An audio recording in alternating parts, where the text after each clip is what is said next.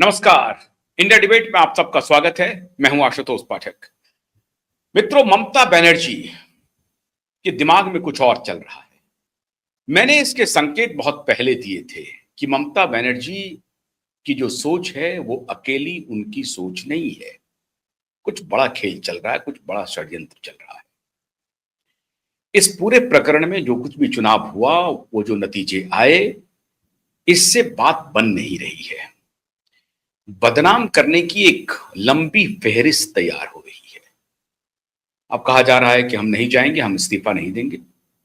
आज इस्तीफा दें नहीं दें, उनका कार्यकाल खत्म हो जाएगा, जो कॉन्स्टिट्यूशनल प्रावधान है।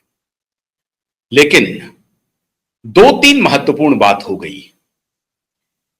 एक तो सबसे जो बड़ी घटना हुई है, शुभेंदु अधिकारी के जो प्राइवेट असिस्टेंट हैं, पीए हैं, उनकी हत्या कर दी गई।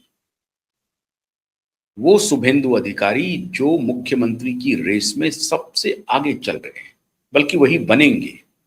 अगर बहुत कुछ उलटफेर नहीं हुआ तो ये मान के चलिए कि शुभेंदु अधिकारी बंगाल के मुख्यमंत्री होने जा रहे हैं। उसके बाद भी उनके पीए को 5 गोली मारना, 5 राउंड, 5 तो गोली उनको लगी, ऑन द स्पॉट वो डेथ कर गए, उनकी मौत हो गई। शुभेंदु अधिकारी जो मुख्यमंत्री बनने जा रहे हैं, जीत हो चुकी है, उसके बाद उसकी हत्या की जाती है। फिर तस्वीरें आई, तृणमूल कांग्रेस के कार्यकर्ताओं के घर में 12, 1 2 3 4 नहीं, 12 तलवार मिले हैं। तलवार, धारदार हथियार जिसको आप कहते हैं, तलवार। मतलब तलवार से खून की होली खेलने की योजना थी। अगर टीएमसी जीत गई होती कि यह कोहराम था और पुलिस कुछ नहीं करती। हालांकि पुलिस अभी भी कुछ नहीं की है, जिसमें भारतीय जनता पार्टी के जो समर्थक है, हो सकता है कि टीएमसी के ही गुंडे वो कृत्य कर रहे हों, लेकिन एक पल के लिए मान के चलें कि बीजेपी के भी समर्थक ने भी उन्माद फैलाया है, उपद्रव किए हैं। पुलिस वहां भी मूक दर्शक रही है। अब बीजेपी के समर्थक कह रहे हैं कि ये जो टीएमसी का दफ्तर था कोलकाता में एक जगह पे, उसको जो बुलडोज किया गया है, वो कह रहे थे कि वो इंक्रोचमेंट था। उन्होंने आगे बढ़ा करके पूरा इंक्रोच कर लिया था सड़क को, उसको ढहा गया है।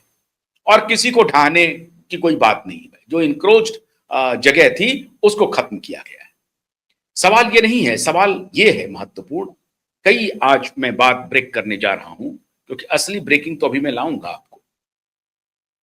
एक तो शुभेंदु अधिकारी के पीए की हत्या, ये जो अहंकार है और ये जो कॉन्फिडेंस है, ये क्या शो करता है? नंबर 1। नंबर 2,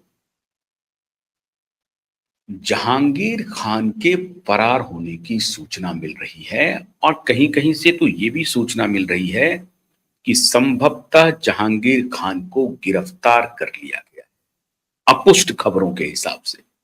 कौन है जहांगीर खान? जहांगीर खान वो हैं जिन्होंने कहा था कि खेल तुमने शुरू किया है, अंत हम करेंगे। पूरे सरे राह जाकर के वो कैंपेन में कहते थे, धमकाते थे, भारतीय जनता पार्टी के समर्थक लोगों को धमकाते थे कि ध्यान रखना, हमारी सरकार आई तो हम तुम्हारा हश्र क्या करेंगे। इसलिए सीधा टीएमसी के बटन पर जाकर के उंगली दबा देना। अगर इधर उधर तुमने देखा तो तुम्हारा हश्र क्या होगा, ये दुनिया देखेगी। और जो सबसे बड़ी खबर है मित्रों, सबसे बड़ी खबर जो दीदी की नींद उड़ा रही है, वो खबर है तृणमूल कांग्रेस में बगावत की। मीटिंग बुलाई थी ममता दीदी ने 80 विधायकों की, जिसमें 10 विधायक नदारद रहे।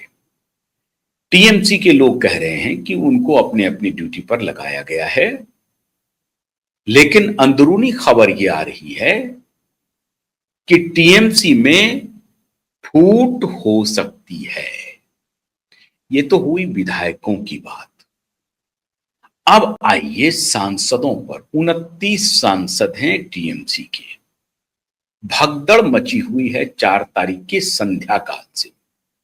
The moment chief minister herself lost her seat, वो भी 15,000 की मार्जिन से, तो टीएमसी के जो 29 सांसद हैं उसमें हो सकता है कि कुछ भरोसेमंद सांसद इनके साथ रहेंगे, लेकिन 29 सांसद अब नया ठिकाना ढूंढ रहे हैं। उनको डर है कि अगली बार वो 29 में रिपीट तो नहीं हो पाएंगे, खत्म हो जाएंगे। और इन लोगों की कोई दीन ईमान है नहीं, यहां से टूटे उधर गए, वहां से टूटे उधर गए। क्या पता कल को ये नैरेटिव चलाने लगे कि देश मोदी जी के हाथों सुरक्षित है, मोदी जी के हाथों देश का निर्माण हो रहा है, और मोदी जिस तरीके से मोदी को जनता का समर्थन मिल रहा है, तो हम कौन होते हैं उन्हें नकारने वाले। ये कैमरे पर आकर के इस तरह की भाषा आपको जल्दी हो सकता है सुनने को मिले। अब वो अभी मिलेगी या कुछ दिन बाद मिलेगी या लोकसभा चुनाव के आसपास मिलेगी, मिलना तय है, मिलना बिल्कुल तय है। टीएमसी के 29 सांसदों के बीच में चर्चा हो रही है। अब सवाल है कि 4, 5, 10 सांसद तो हैं टूटने के लिए, लेकिन वही एंटी डिफेक्शन का मामला है, तो इन्हें 29 को 22 तक पहुंचना पड़ेगा, 2/3 मेजॉरिटी चाहिए। अगर 20-22 तक ये तोड़ लेते हैं तब तो आराम से शिफ्ट कर जाएंगे, लेकिन 20-22 तक अगर आंकड़ा नहीं पहुंचता है तो 15 वाले भी, 16 वाले भी, 17 वाले भी दिक्कत में पड़ जाएंगे। बस ये आंकड़े का खेल है, आंकड़े की गणना हो रही है। और चूंकि अभी श्रीमान अमित शाह जी और श्रीमान मोदी जी अन्य कार्यों में व्यस्त हैं, तो इनका उस तरफ ध्यान नहीं जा रहा। अभी तो बंगाल के विधानसभा चुनाव की ही खुशी में, खुशी मनाने का भी वक्त अभी पूरा हुआ नहीं है, अभी चल ही रहा है सेलिब्रेशन। आज तो श्रीमान नरेंद्र मोदी जी और अमित शाह जी पाटलिपुत्र में भव्य स्वागत हो रहा है, भव्य रोड शो चल रहे हैं, किस किस तरह के वहां पर आप देखिए क्या क्या सेलिब्रेशन चल रहे हैं। तो इस सेलिब्रेशन से अभी उनको फुर्सत नहीं मिली है। फिर आसाम है, फिर पुडुचेरी है, और फिर वो देखेंगे कि अब आगे क्या। लेकिन हमारे पास जो पुख्ता जानकारी मिल रही है वो तृणमूल कांग्रेस के कम से कम 15 से 16 सांसद श्रीमान शाह जी के संपर्क में आना चाहते हैं, बल्कि आ चुके हैं, ऐसा मान लीजिए आप। 15 से 16 सांसद। और कल संबित पात्रा जी ने प्रेस कॉन्फ्रेंस में बड़ी मजबूती से कहा कि आने वाले सप्ताह में इंडी गठबंधन खत्म हो जाएगी। इंडी गठबंधन अपनी आखिरी सांसें गिन रहा है, गठबंधन तो खत्म हो गया। कैसे? श्रीमान राहुल गांधी को और उनकी पार्टी को स्टालिन ने कहा धोखेबाज है। क्यों? क्योंकि श्रीमान राहुल गांधी और उनकी पार्टी ने टीवीके के श्रीमान विजय कुमार जी को, विजय चंद्रशेखर जी को, जोसेफ विजय चंद्रशेखर जी को समर्थन दे दिया है। हालांकि गवर्नर ने कहा है कि आप अपना पूरा हमें बताइए कि कितनी सीटें हैं आपके पास मेजॉरिटी के लिए। 118 का आंकड़ा आप क्रॉस कर गए हैं, अगर क्रॉस कर गए हैं तो हमें सबूत दीजिए, मांग लिया वो सबूत दे देंगे। लेकिन अगर नहीं हुआ तब क्या होगा? तो डीएमके ने कहा है गद्दारी की है कांग्रेस ने हमारे साथ, जिसने हमें हराने में अपनी भूमिका निभाई है उसको समर्थन कर रही है। पावर गैलरी में बड़ी जबरदस्त चर्चा चल रही है मित्रों, बहुत जबरदस्त। 4 मई के बाद तो लग रहा है पॉलिटिकल भूचाल आ गया है। मीम बन रहे हैं राहुल गांधी के, अच्छा निपटा दिया तेजस्वी यादव को, अच्छा क्या निपटा दिया दीदी को भी। अच्छा हुआ कि स्टालिन भी निपट गए। अब बारी है श्रीमान अखिलेश यादव जी की। तो अखिलेश यादव जी अभी वो एकला चलो एकला चलो, कल ही उन्होंने आईपैक से अपना संबंध विच्छेद कर लिया। क्यों? वो जो आईपैक थी श्रीमान प्रशांत किशोर की कंपनी, जो जिताने की का काम करती थी, इलेक्शन मैनेजमेंट का काम करती थी, इतना शानदार इलेक्शन मैनेजमेंट रहा है आईपैक का कि तमिलनाडु भी स्टालिन अपना बोरिया बिस्तर समेट लिया, और ममता बनर्जी, ऐसी हार की संभावना तो उन्होंने की नहीं थी। अब ममता बनर्जी को याद आ रहा होगा कि वो फाइल बेकार में लेके हम भागे, कोई फायदा नहीं था उस फाइल को लेकर के भागने से, इन लोगों ने कुछ नहीं किया, ये बेकार के प्रोफेशनल हैं, इनके ऊपर दांव लगाना बेकार है। मैं शुरू से कहता हूं, अगर प्रोडक्ट में दम नहीं है तो मार्केटिंग और ब्रांडिंग स्ट्रेटजिस्ट कितने भी बड़े क्यों ना हो, वो फेल हो जाएंगे। मार्केटिंग और ब्रांडिंग का सबसे पहला उसूल है कि आपका प्रोडक्ट दमदार हो, जनता में उसकी साख बन सके, चाहे वो साबुन का हो, चाहे वो ऑटोमोबाइल सेक्टर में हो, गाड़ी हो, मर्सिडीज हो, कुछ भी हो, बीएमडब्ल्यू हो, मारुति हो, आपका प्रोडक्ट दमदार नहीं है तो जनता, कंज्यूमर रिजेक्ट कर देती है।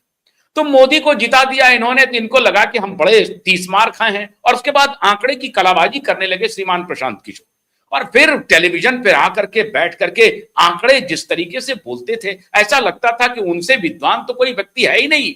अरे साहब, ये मोदी का ब्रांड वैल्यू था, उसको थोड़ा सा आपने पुश कर दिया, ये बात सही है, सहयोग आपने किया, लेकिन ये मोदी था इसलिए चल गया। मोदी था इसलिए क्योंकि यूपीए से लोग नाराज थे, परेशान थे, हैरान थे, छुटकारा चाहते थे, चारों तरफ करप्शन था, और उस बीच में श्रीमान केजरीवाल जी का एक मूवमेंट था, वो अन्ना मूवमेंट का फायदा मिल गया श्रीमान मोदी जी को, और उनको भी मिला, श्रीमान केजरीवाल जी को भी मिला। आप कहीं से अगर ये सोच रहे थे कि हम ब्रांडिंग करके, मार्केटिंग करके अगर कर लेते तो कम से कम बिहार में खाता तो खोल लेते श्रीमान प्रशांत किशोर, नहीं खुला। करारी हार मिली प्रशांत किशोर की स्वराज पार्टी को। अब इसी से आप समझ लीजिए, अगर आपकी ब्रांडिंग, आपकी मार्केटिंग बहुत ताकतवर होती तो आप खुद कम से कम एक सीट जीत लेते। एक सीट नहीं जीते, और तकरीबन सभी सीटों पर, जितने पर आपने चुनाव लड़ा, सभी सीटों पर तकरीबन आपका जमानत जब्त हो